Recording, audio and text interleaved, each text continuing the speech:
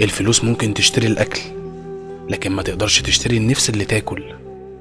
تقدر تشتري الدواء، لكن ما تقدرش تشتري الصحة. تشتري السرير، لكن ما تقدرش تشتري النوم. أوقات الفلوس ممكن تشتري بيها السعادة، بس هتكون سعادة مؤقتة، ناقصها راحة البال أو الصحة.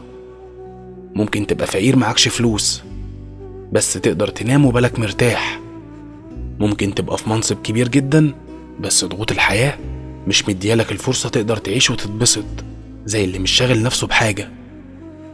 ممكن تبقى بتلبس وتروح وتيجي، بس جربوع في أخلاقك. وممكن جدا تكون متواضع في لبسك، بس روحك شيك بأخلاقك وتربيتك وطيبة قلبك. الفلوس ياما بتعلي خسيس، وياما بتوطي حسيس. الفلوس مهمة ومطلوبة، والسعي للرزق مطلوب وواجب، لكن في حدود إن الفلوس خادم توجهه، مش سيد يوجهك.